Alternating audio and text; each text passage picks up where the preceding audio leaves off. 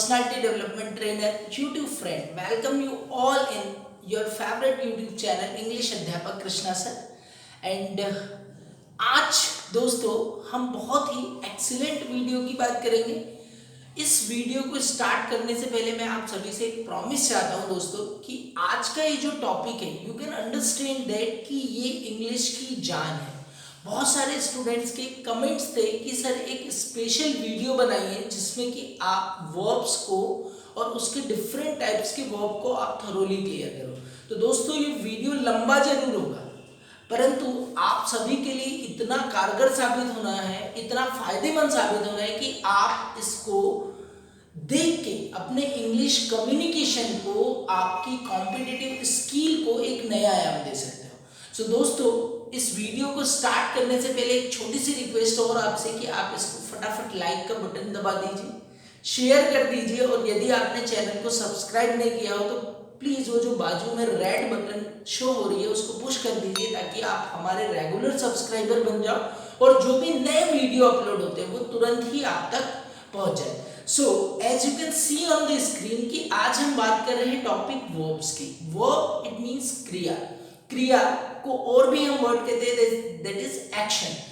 दोस्तों English language का सबसे महत्वपूर्ण टॉपिक है वर्ब्स और मैं आपको ये भी अश्योर कराता हूं कि यदि आपकी इस टॉपिक पर कमांड हो जाती है सो आप ये अंडरस्टैंड कर लीजिए कि आपकी इंग्लिश कम्युनिकेशन की 50% से ज्यादा जर्नी आप तय कर लोगे, क्योंकि कोई भी sentence either it is Hindi, English और any of the language you can not imagine a sentence without a verb. बिना वर्ब के किसी सेंटेंस को इमेजिन नहीं किया जा सकता। तो आप समझ सकते हो कि इसका नॉलेज और इसकी अंडरस्टैंडिंग होना कितनी ज्यादा महत्वपूर्ण है। सो इसमें आज मैं इस टॉपिक के माध्यम से मैं आपको क्लियर करूंगा कि वर्ब्स क्या है, वर्ब्स कितनी तरह की होती है और किस वर्ब का किस तरह से यूज होता है। सो फटाफट अपना नोटबुक और पेन निकाल के मेरे साथ बैठ जाइए और आप इस वीडियो को अंडरस्टैंड करिए। द फर्स्ट थिंग कि there are 3 kinds of verbs. Verb के 3 प्रकार होते हैं जिनको हम थरोली अंडरस्टैंड करेंगे, helping verb, action verb and modal verb.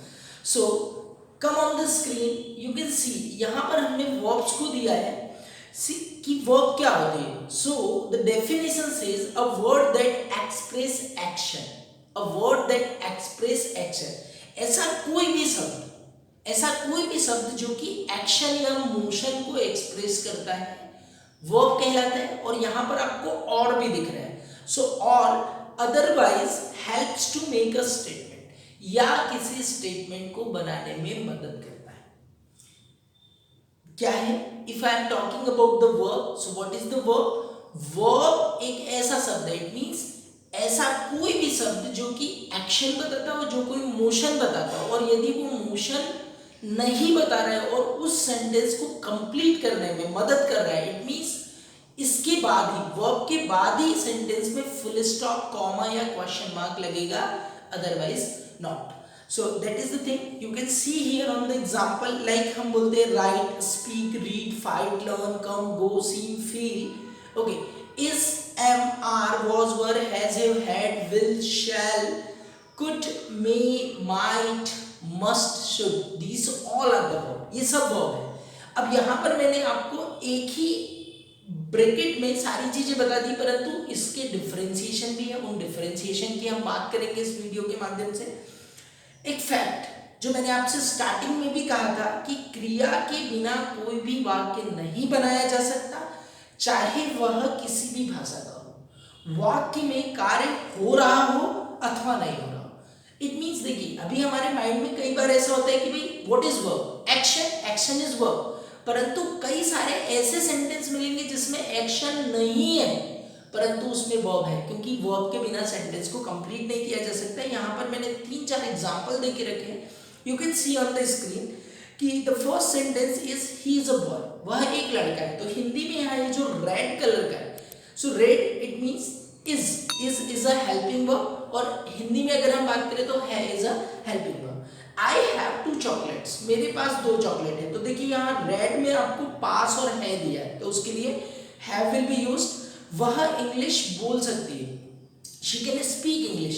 सो यहाँ पर भी कैन हेल्पिंग वर्ब का यूज हुआ है और मेन वर्ब के रूप में स्पीक का यूज हुआ है। दे हैव लर्नड इंग्लिश, उन्होंने इंग्लिश सीखी है, दे हैव लर्नड इंग्लिश। सो दोस्तों ये तो क्लियर हो गया होगा, और अगर आपको ट्रस्ट नहीं हो तो आप एक काम कर सकते हो कि आप अपने माइंड में चला के देखिए कोई भी सेंटेंस कि क्या आप बिना वर्ब के कोई सेंटेंस बोल सकते हो। आइए दोस्तों मैं आपको लेकर चलता हूँ टाइप्स ऑफ वर्ब्स पे। So there are 3 kinds of verb. The first verb is action verb, the second verb is helping verb and the third verb is modal verb. और आपको इस वीडियो में मैं इन तीनों तरह की वर्ब्स, उनके डिफरेंट टाइप्स, इन सारी चीजों से थोरो कराऊंगा। आप अभी भी अगर आपने नोटबुक नहीं ली हो तो आप लेके बैठ जाइए ताकि आप इंपॉर्टेंट चीजें नोट करो, क्योंकि इस टॉपिक को अगर आपने थोरोली अंडरस्टैंड किया सो दोस्तों मैं आपको अश्योर कराता हूं कि आपने अपनी 50% जर्नी तय कर ली। That I am assuring you. So you can see here action verb. Action verb that is shows action. ऐसा कोई वर्ड, इट मीन्स शब्द जो ना पर एंड होता है। देखिए इसकी बहुत बेहतरीन पहचान है। ऐसा कोई भी हिंदी शब्द जो कि ना पर एंड होगा, आप इमेजिन कर लीजिए, लिखना, पढ़ना, सुनना, बोलना, समझना, they all are connected with the verb. Okay, so source action और ऐसा शब्द जो ना पर एंड होता है और किसी तरह के शारीरिक या मानसिक मूवमेंट या हलचल को बताता है, दैट इज वर्ब। ओके, अब देखिए दोस्तों कि यदि वो एक्शन वर्ब है, एग्जाम्पल भी आप देख सकते हो, रीड पढ़ना, रिपेयर सुधारना, वॉक चलना, सेंड भेजना, बाय खरीदना, सेल बेचना, थिंक सोचना, फील महसूस करना, ब्रिंग लाना and take has the meaning लेना। ओके, तो ये सारे क्या हो गए डियर वर्ब्स। अब देखिए वर्ब है तो उसके 3 फॉर्म भी होंगे। अब यहाँ पर जो एक्शन वर्ब है डियर, इन सभी को 2 कैटेगरीज में डिवाइड किया है। The first word is transitive verb and the second is intransitive. So what is the difference between transitive verb and intransitive verb? That I am going to teach you. कि a verb which requires an object in sentence to convey complete meaning is a transitive verb. In the absence of object, subject does not convey complete meaning. So what is a transitive verb? Transitive verb को हिंदी में आप understand कर लीजिए कि ऐसी verbs जो यदि sentence में आए तो उसके साथ ऑब्जेक्ट का होना जरूरी है। इट मींस बिना ऑब्जेक्ट के ऐसी वर्ब्स का यूज नहीं किया जाता है, that is transitive verb. Okay, और यदि आप ऑब्जेक्ट नहीं लगाओगे तो द नेक्स्ट क्वेश्चन कम्स कि क्या, कौन, कैसे। Okay, you can see the example कि she is eating an apple.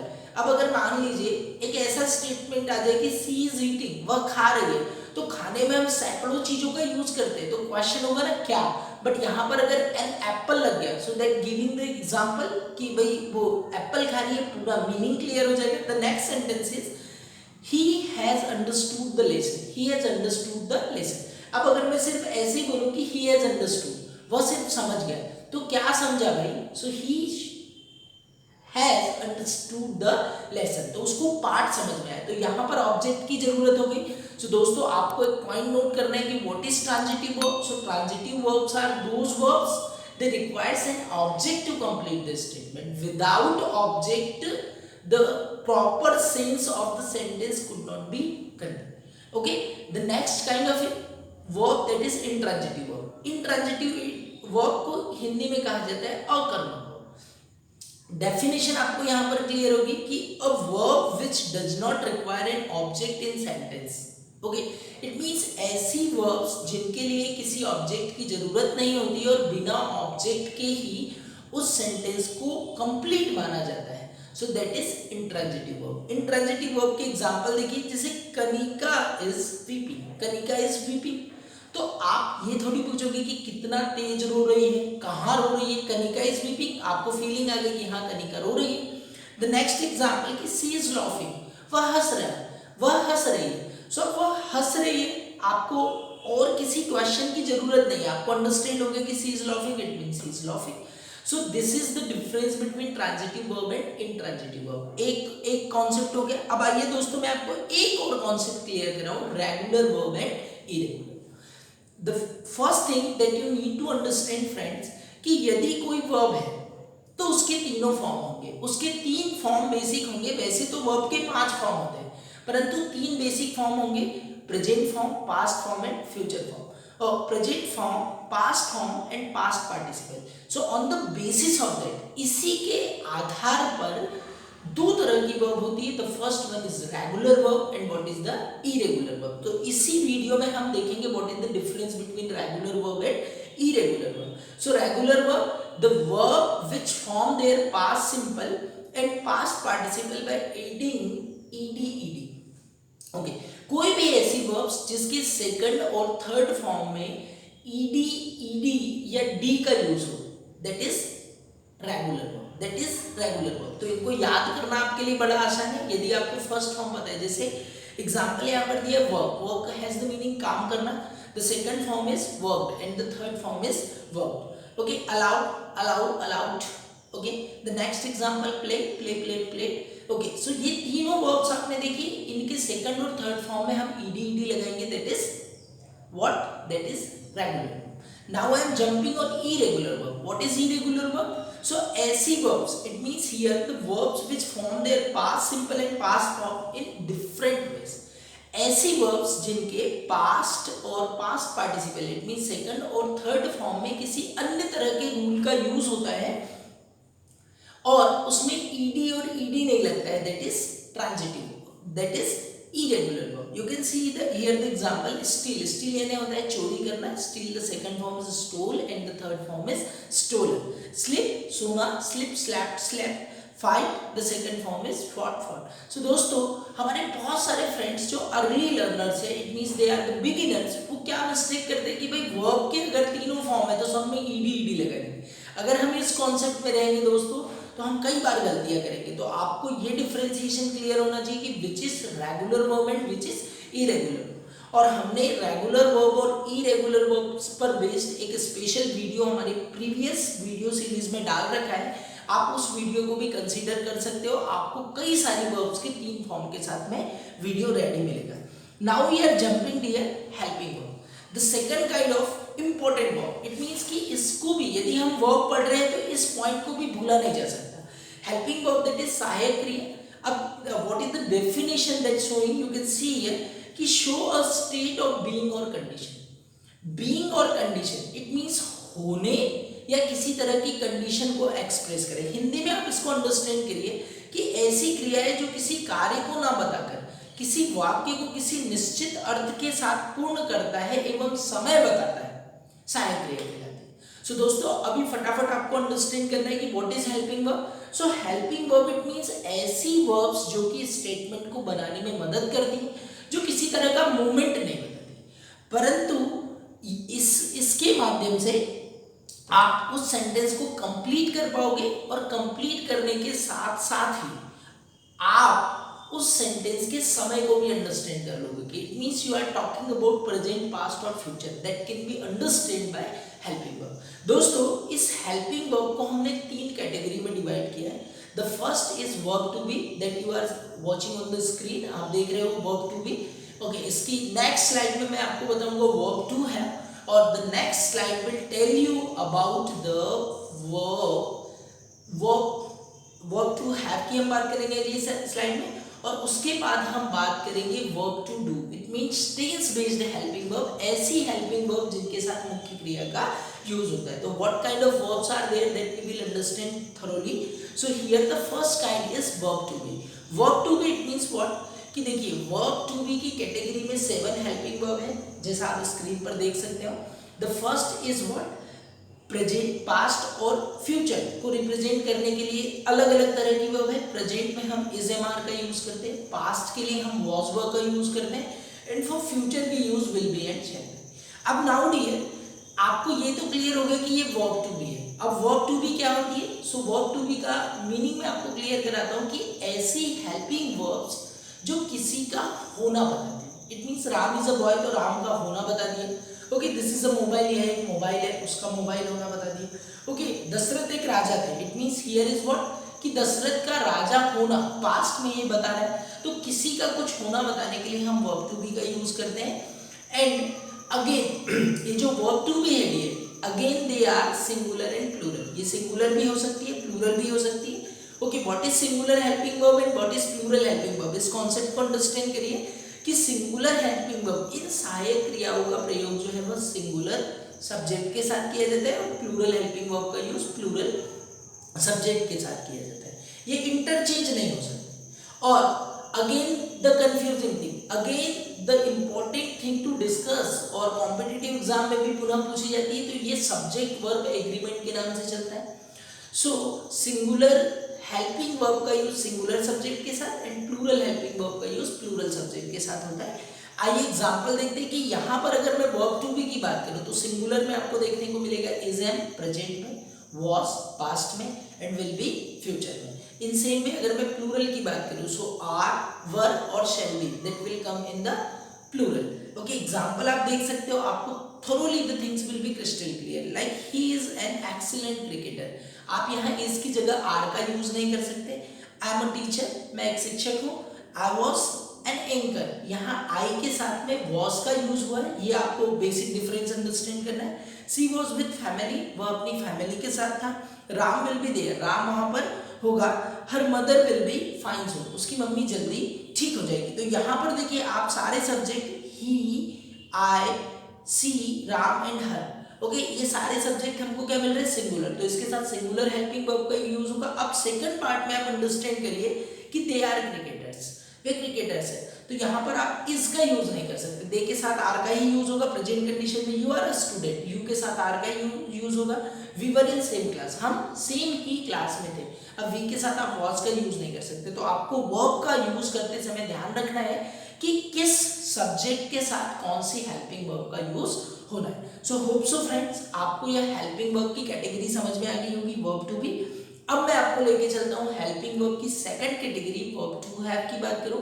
So verb to have it means किसी सब्जेक्ट के पास कुछ होना। इट मींस देखिए किसी भी सेंटेंस में आप हमारे प्रीवियस वीडियोस देख सकते हो जिसमें मैंने आपको सेंटेंस स्ट्रक्चरिंग सिखाया है, उसमें हमने आपसे डिस्कस भी किया है कि सब्जेक्ट और ऑब्जेक्ट सेंटेंस के दो एलिमेंट होते हैं।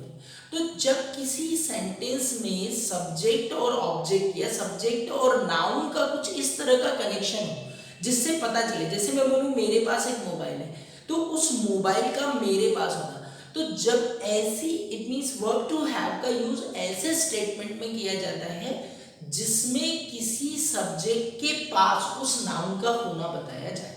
इट मीन्स कि सब्जेक्ट और ऑब्जेक्ट में कनेक्शन हो कि सब्जेक्ट उस ऑब्जेक्ट का मालिक है, सब्जेक्ट का उस ऑब्जेक्ट पर अधिकार है या सब्जेक्ट का उस ऑब्जेक्ट या नाउन पर स्वामित्व है। तो ऐसे वाक्यों में हम वर्ब टू हैव का यूज करते हैं। अगेन आई एम सेइंग कि प्रेजेंट के लिए हैज हैव का, पास्ट के लिए हैड का और फ्यूचर के लिए will have and shall have का यूज होता है, that you can see on the screen. अब इसमें भी अगेन सिंगुलर प्लूरल की कैटेगरी आ जाएगी।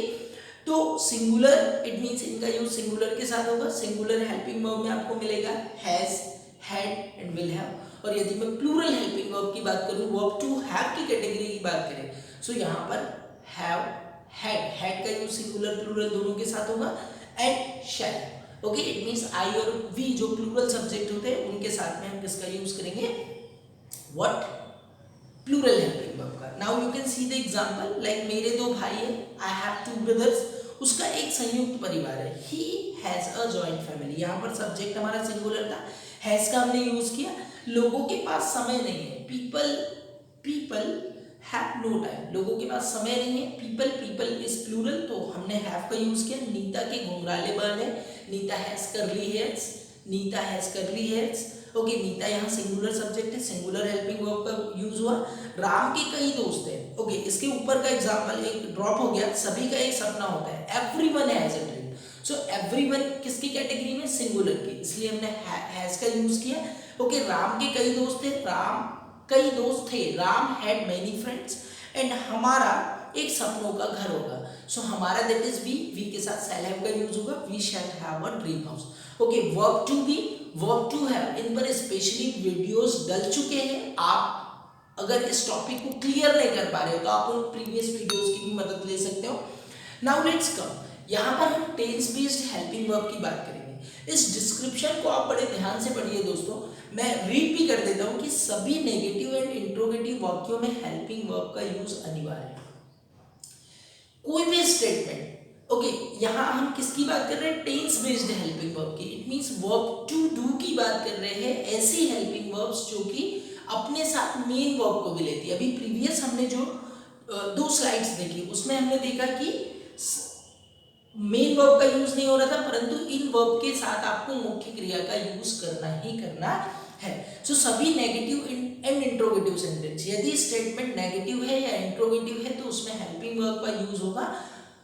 Okay let's come to the point. परंतु simple present and simple past tense के सकारात्मक वाक्यों में हेल्पिंग वर्ब का यूज नहीं होता। ओके आपको एक एक्सेप्शन भी ध्यान रखना है कि सिंपल प्रेजेंट टेंस के जो अफर्मेटिव सेंटेंस होंगे उनमें हेल्पिंग वर्ब का यूज नहीं होगा। इसके अलावा सारे स्टेटमेंट जिसमें एक्शन हो रही है उसमें हेल्पिंग वर्ब का यूज होगा ही होगा। That sentence could be affirmative, negative, interrogative, whatever it may be. But simple present के अगर अफर्मेटिव सेंटेंसेस को छोड़ दिया जाए तो ये एक्सेप्शन आपको ध्यान रखना है। अब यहाँ पर हम एग्जाम्पल ध्यान रखते हैं। अभी हम टेंस बेस्ड हेल्पिंग वर्ब की बात कर रहे हैं। सो यदि हम सिंपल प्रेजेंट की बात करें तो डू, डज प्लस वर्ब के फर्स्ट फॉर्म का यूज होगा। ओके और इसका यूज नेगेटिव और इंट्रोगेटिव सेंटेंस में ही होगा, इसका यूज अफर्मेटिव सेंटेंस में नहीं होगा। सिंपल पास्ट की जो हेल्पिंग वर्ब है that is did plus V one. Again the same condition is there कि अफर्मेटिव सेंटेंस में डिड का यूज नहीं होगा परंतु नेगेटिव एंड इंट्रोगेटिव सेंटेंस में होगा। ओके यहाँ हम सिंपल फ्यूचर की बात करते हैं। सिंपल फ्यूचर में will, shall plus V one का यूज होता है। यदि हम प्रेजेंट कंटिन्यूअस की बात करें तो प्रेजेंट कंटिन्यूअस टेंस में is M R plus VING का यूज होगा। पास्ट कंटिन्यूअस की बात करें तो वाज वर प्लस पीआईएनजी का यूज होगा। यदि फ्यूचर कंटिन्यूअस टेंस की बात करें तो will be, shall be plus PING का यूज होगा।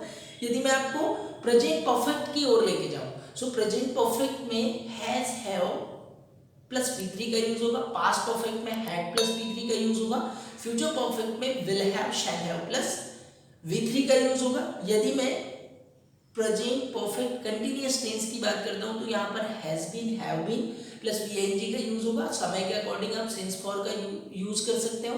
Okay if I am talking about past perfect continuous tense तो यहाँ पर हैड बीन प्लस वीआईएनजी का यूज होगा। और यदि मैं फ्यूचर परफेक्ट टेंस की बात करता हूँ, फ्यूचर परफेक्ट कंटिन्यूअस की टेंस की बात करूँ so will have been, shall have been plus VING का यूज होगा। सो दोस्तों okay again I am telling you कि this is a brief about the verb. यहाँ पर आपको कंफ्यूज नहीं होना है कि किस वर्ब का यूज कैसे करेंगे, कहाँ करेंगे। मैं आपको सिर्फ the types of verbs I am going to clarify. Okay और इन टेंस के प्रीवियस वीडियोस डाले जा चुके हैं। आप पर्टिकुलर टेंस को अगर पढ़ना चाहते हैं तो इसके वीडियोस आपको हमारे वीडियो सीरीज में मिल जाएंगे। Let's come to the point here कि अलग अलग वाक्यों को रिप्रेजेंट करने के लिए हेल्पिंग वर्ब्स और एक्शन वर्ब के डिफरेंट कॉम्बिनेशन होते हैं। So again I am telling कि सिर्फ एक ही हेल्पिंग वर्ब या मेन वर्ब के एक ही फॉर्म के सहारे हम पूरा इंग्लिश नहीं बोल सकते, ना ही अंडरस्टैंड कर सकते। आपको ये भी पॉइंट रिमेंबर रखना है कि अलग अलग वाक्यों को रिप्रेजेंट करने के लिए हेल्पिंग वर्ब और एक्शन वर्ब का अलग अलग कॉम्बिनेशन होगा। जैसे हमने डिड प्लस वी1 की बात करी तो डिड के साथ वी2 का यूज नहीं होगा। हैज हैव के साथ अगर हमने वी3 की बात करी ओके तो यहाँ पर हम ना V2 का यूज कर सकते हैं ना V1 का। यदि हम इस तरह का यूज करेंगे तो हमारा स्टेटमेंट रॉन्ग हो जाएगा। सो दोस्तों प्रीवियस स्लाइड में हमने आपको हेल्पिंग वर्ब और मेन वर्ब के कॉम्बिनेशन का जो शॉर्ट दिया है that you can take a screenshot. उसका स्क्रीनशॉट लेकर आप सेंटेंस को बना सकते हो। यहाँ पर जैसे हम एग्जांपल की बात करते हैं कि शेर घास नहीं खाते हैं। So lion doesn't eat grass, lion doesn't eat grass.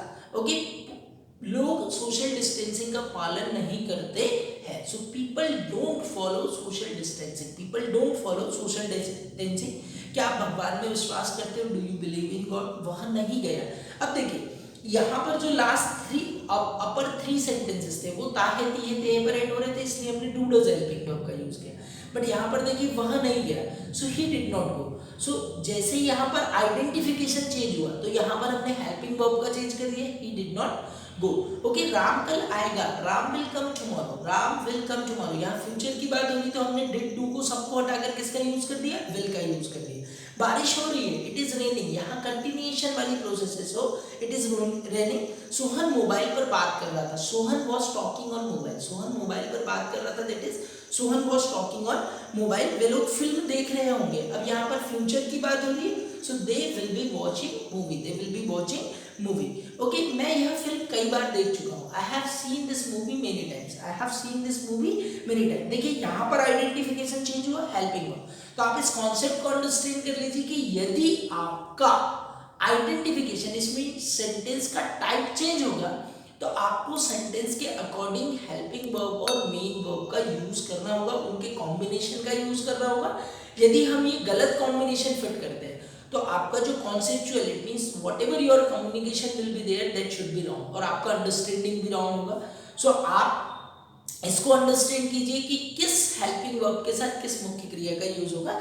दोस्तों अब मैं आपको third category of the verb की ओर लेके चलता हूं, दैट इज मॉडल वर्ब। सो ये मॉडल वर्ब किस तरह की वर्ब है दोस्तों, इसको भी बहुत ध्यान से अंडरस्टैंड करने की जरूरत है, क्योंकि आपका जो पूरा इंग्लिश कम्युनिकेशन है वो इन हेल्पिंग वर्ब पर ही आधारित है, इन मेन वर्ब पर ही आधारित है। इनके बिना आप सेंटेंस की कल्पना भी नहीं कर सकते। So what is modal verb? So modal verbs are used to express ability, possibility, intention or necessity. It can be used as helping verb with main verb. अब देखिए यहाँ पर जो हमने first category of helping verb की बात करी थी, हमने वर्ब टू बी और वर्ब टू हैव को देखा, जिसमें कि नाउन का यूज होता है ना कि मेन वर्ब का। परंतु ये इस तरह की सहायक क्रिया होती है, ये इस तरह की ऑक्सिलरी या हेल्पिंग वर्ब होती है जिसके साथ मुख्य क्रिया का यूज होता है, जिसके साथ मुख्य क्रिया का यूज होता है। इट मींस ऐसी हेल्पिंग वर्ब्स जिसके साथ मुख्य क्रिया का यूज होता है और किसी स्पेशल तरह के भाव को रिप्रेजेंट करती है, that is modal verb. So modal verbs are, इन पर हमारी कमांड होनी चाहिए, that is what, can, could, जो कि हमारी एबिलिटी, सक्षमता, योग्यता को बताता है। मे, माइट, जो पॉसिबिलिटी, इट मींस ये संभावना के लिए। अब देखिए ये भी इंटरचेंज नहीं होंगे। अगर मैं बोलूं कि I can speak English, it means I have the ability, मेरे अंदर एबिलिटी है इंग्लिश बोलने की, वहां पर मैं मे का यूज नहीं कर सकता। I may speak English, it means कि मैं फ्यूचर में इंग्लिश बोल सकता हूँ, दैट इज कंफ्यूजिंग। सो आपको ये ध्यान रखना है कि किस हेल्पिंग वर्ब का, किस मॉडल वर्ब का किस पर्टिकुलर सेंस में यूज होता है। तो ये ब्रैकेट में हमने प्रॉपर्ली मेंशन कर रखा है कि मे एंड माइट का यूज में किसके साथ होगा, पॉसिबिलिटी, संभावना बताने के लिए। विल, शैल और वुड का यूज इंटेंशन बताने के लिए, इरादा बताने के लिए होगा। इसके थोरोली वीडियो बहुत जल्दी ही आने वाले हैं, आप एक एक चीज को बहुत ध्यान से अंडरस्टैंड करोगे। शुड का जो यूज है दैट इज ऑप्शनल या नेसेसिटी के लिए बताता है, मतलब कि या तो आवश्यकता को बताएगा या तो ये ऑप्शंस को बताएगा। ओके, जैसे कि you should go to school, आपको स्कूल जाना चाहिए, अब आपकी इच्छा नहीं हो तो आपको नहीं जाना चाहिए, सो that is optional. Must is what, necessity, a bit compulsion, मतलब ये एक तरह का कंपल्सन होता है। जैसे मैं बोलूं कि you must read today's newspaper, you must read today's newspaper, it means कि आपको आज का न्यूज़पेपर पढ़ना ही चाहिए, क्योंकि आपके लिए बहुत इंपॉर्टेंट चीज है। अगर आप नहीं पढ़ोगे तो आप वो इंपॉर्टेंट चीज मिस कर दोगे। So this is the basic difference between should and must. Come for the next to ought to, that is what, should, moral duty. Moral duty it means कि जब हम किसी ऐसे स्टेटमेंट को बात करते हैं जो कि करेक्ट, इट मींस करेक्ट है, इसमें गलती होने की कोई भी संभावना नहीं है। जैसे you should obey your parent, you ought to obey your parent, आपको अपने मम्मी पापा की बातों का पालन करना चाहिए, मींस करना चाहिए, यहाँ पर कोई डाउट नहीं है, कोई ऑप्शन नहीं है। That is could have, should have, must have, ought to have, may have, might have, इस तरह के जो वर्ड दिखते हैं, these are what, these are modal verbs. और जितने भी मॉडल्स हैं जिनके साथ हैव का यूज होता है उनके साथ हम वर्ब के थर्ड फॉर्म का यूज करते हैं। और यदि हमें सिंगल मॉडल मिले, जैसे कैन, कुड, मे, माइट की बात करें, तो इसके साथ हम वर्ब के फर्स्ट फॉर्म का यूज करते हैं। दोस्तों इस मॉडल वर्ब की एक दूसरी कैटेगरी होती है, that is marginal helping verb. Okay, इसे हम मार्जिनल मॉडल्स कहते हैं। इसके अंदर तीन मॉडल्स का यूज होता है, that is used to plus V one, dare to plus V one and need to plus V one. अब इनको मार्जिनल हेल्पिंग वर्ब क्यों कहा जाता है या मार्जिनल मॉडल क्यों कहा जाता है? So the reason behind that कि इन मार्जिनल मॉडल्स में इट मींस इनका use as a um helping verb भी कर सकते हैं और इनका यूज मुख्य क्रिया के रूप में भी होता है। जैसे मैं एक एग्जांपल दूं कि I need a pen, okay, यहाँ पर मैंने इसको मुख्य क्रिया के रूप में यूज कर दिया कि मुझे एक पेन की आवश्यकता है। ओके, बट अगर मैं बोलूं कि आपको वहां जाने की आवश्यकता नहीं है, you need not to go there, तो यहाँ पर नीड के साथ हमने गो का यूज किया, इट मींस यहाँ पर ये as a marginal, okay, as a model का यूज हुआ है। Okay, so this is the basic difference between core model and marginal model. Okay, कि इनका यूज मुख्य क्रिया, इट मींस इनका यूज मुख्य क्रिया के रूप में भी हो सकता है और इनका use as a helping verb के भी रूप में हो सकता है। इस पर थरो एक वीडियो रेडी होगा, आप सभी इसको अंडरस्टैंड करिएगा। You can understand some example, आप एग्जाम्पल के माध्यम से देख सकते हो कि किस तरह से हम मॉडल वर्ब का यूज करते हैं। Again what I am telling कि सिंपल मॉडल, जो सिंगल वर्ड मॉडल होते हैं जिनके साथ वर्ब के फर्स्ट फॉर्म का यूज किया जाता है, और जो डबल वर्ड इट मींस ऐसे मॉडल जिनके साथ हैव का यूज होता है, वहां पर हम V3 का यूज करते हैं। You can see the example कि ऋतिक गाना गा सकता है, ऋतिक कैन सिंग सॉन्ग्स। मैं उन्हें नहीं रोक सका, I could not stop them, मैं उन्हें नहीं रोक सका या मैं उसे नहीं रोक सका, I could not stop him. You can see the next example कि उसे ट्रेन मिल सकती है। यहाँ पर हम संभावना की बात कर रहे हैं, सो ही में गेट द ट्रेन, ही में गेट द ट्रेन, वह शायद ही आए। यहाँ पर हमारा मॉडल चेंज हो जाएगा, वह शायद ही आए, मतलब संभावना जो है वो और कम हो गई, सो that is might, he might come. You can see the example कि आपको इंग्लिश में ही बात करनी चाहिए, that is again optional, you should talk in English, you should talk in English. The next example is आपको अधिक तेज गाड़ी नहीं चलानी चाहिए। अब यहाँ पर अगर आप तेज गाड़ी चलाओगे तो एक्सीडेंट भी हो सकता है, तो अगर इस तरह की बात हो तो यहाँ पर हम मस्ट का यूज करेंगे, जो कि आपको स्टॉप करने के लिए बात की जाती है। You must not ride bike very fast, you must not ride bike very fast. You can see the next example कि आपको अपने मम्मी पापा की बात का पालन करना चाहिए। यहाँ पर मोरल ड्यूटी की बात हो रही है तो हम किसका यूज करेंगे, ऑट टू का। You ought to obey your parent, you ought to obey your parent. The next example is आप उसे रोक सकते थे, ओके परंतु आपने उसे रोका नहीं, तो यहाँ पर कुड का यूज ना होकर कुड हैव का यूज हो जाएगा, you could have stopped him, you could have stopped him. The next example is मुझे उससे मिलना चाहिए था परंतु मैं उससे मिला नहीं, तो यहाँ पर आप शुड हैव प्लस V3 का यूज करेंगे, I should have meet, okay I should have met him, I should have met him. वह अक्सर आपको यह टॉपिक थॉरली अंडरस्टैंड हुआ होगा दोस्तों। इस टॉपिक ने आपका समय जरूर लिया है परंतु आपको एक इतनी महत्वपूर्ण जानकारी दी है कि आप अगर इन डिटेल्स पर, इन डिस्क्रिप्शंस पर अमल करो तो इंग्लिश सीखना आपके लिए बहुत आसान हो जाएगा दोस्तों। आज हमने सीखा what is verb and different kinds of verb, इनके डिफरेंट टाइप्स को हमने अंडरस्टैंड किया और आप इनको अमल में ले जाइए। होप आपको ये वीडियो पसंद आया होगा। यदि आपको ये वीडियो पसंद आया तो आप इसको फटाफट शेयर कर दीजिए, लाइक कर दीजिए और प्लीज़ चैनल को सब्सक्राइब कर दीजिए। नेक्स्ट वीडियो में किसी बेहतरीन कॉन्सेप्ट के साथ मैं आपको फिर मिलूंगा और उस वीडियो में हम किसी इंपॉर्टेंट चीज़ के बारे में डिस्कस करेंगे दोस्तों। तब तक के लिए गुड डे।